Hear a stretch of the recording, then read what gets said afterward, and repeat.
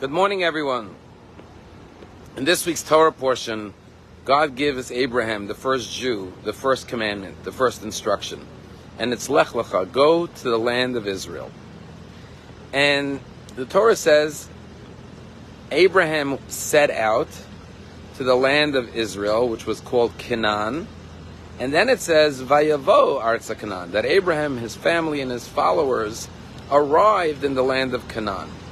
And the question, obviously, is, why does the Torah have to say, Vayetzu Lolachas Arza Canaan? They set out to go to the land of Canaan, and they arrived in the land of Canaan. It could have just said, and they went to the land of Canaan.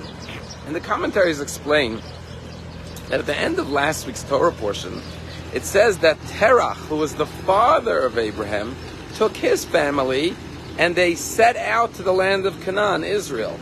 However, they arrived in a place called Haran and they settled there, never completing the journey. So therefore the Torah now contrasts that with Abraham and says Abraham sets out to the land of Canaan, but unlike his father who did not arrive, Abraham actually arrives in the land of Canaan. But there's a very powerful message here. And the message here is that sometimes in life our parents or our grandparents or our ancestors set out on a journey, but they don't complete it in their lifetime. However, their children, their descendants, finish the task or the journey that their parents undertook. And therefore, when they arrive in the land of Canaan, when Abraham arrives with Sarah and his family and friends, it's as though he brings his father with him into the land of Canaan. Because what we don't complete in our lives, our children who are inspired by the vision and the direction and the journey that we undertook, complete it and take us with them into their promised land. And it's quite fascinating to note that Abraham was born in the year 1948, since the creation of the world. And in 1948 CE, the Jewish people returned to the land of Israel after 1900 years of exile and actually brought Abraham, our forefather, back into the land of Israel, because that journey began 3,800 years ago. And we continue the journey of our ancestors. But it goes one step further. How old was Abraham when God told him to go to the land of Israel? The Torah tells us he was 75 years old. So if Abraham was born in 1948, and at the age of 75, God tells him to go to the land of Israel, then how old was he when he went to the land of Israel for the first time? It was in the year 2023 that he arrives there for the first time. And what happens during that year that he arrives?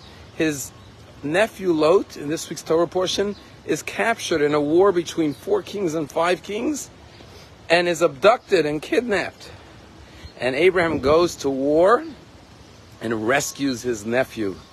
And this is all fortuitous and a prediction of what's going to happen in this 2023. Just like the Jewish people returned to the land of Israel in 1948, now we're in 2023, the year that Abraham went to the land of Israel. And tragically, our brothers and sisters have been abducted. But Israel, like Abraham, is going to go to war and has gone to war to release and to free our family members. Talking about continuing the journey of our ancestors, we've been sitting here and watching the plight of our brothers and sisters in Israel. And I'll never forget, Rabbi Shlomo Riskin once spoke in our synagogue, and he said, you know, Disneyland you go to when the weather is good, when the conditions are right, when the circumstances are appropriate. But motherland, you go when your mother needs you. When your family is in pain, that's when you go visit, not when it's convenient or comfortable. Our brothers and sisters are in pain in Israel. They're going through one of the most traumatic events in the history of the modern state of Israel. And we're watching from afar, and we're sending strength and love and blessings and support and doing everything in our power. But sometimes there's nothing like showing up in person. And so next week, God willing, on Sunday, myself, together with Rabbi Yosef, Rabbi Scheiner, and Rabbi Label, we're going to journey to Israel and spend a week traveling around the country, visiting bereaved families, victims, people recovering in the hospitals, families that are displaced, soldiers on the army bases. And we're going with one mission and one purpose, and that is to bring the greetings and the blessings and the prayers of our entire Palm Beach community to our brothers and sisters in Israel, to let them know that we stand with them, and we will be taking financial support for members of our community to help those families in need who are suffering. And we're going to bring toys for children to cheer them up in the different displacement locations that they're living, or victims' families' children. And we will represent each and every one of you. So if you would like to send a card with a greeting to a soldier, you would like to send a toy for a child, or if you would like to send financial aid for a family in need, we're leaving Sunday at 1 o'clock. Just come by the synagogue or go online and make a contribution, and we'll be happy to put a smile on an Israeli child or adult's face directly from you. Let us follow in the footsteps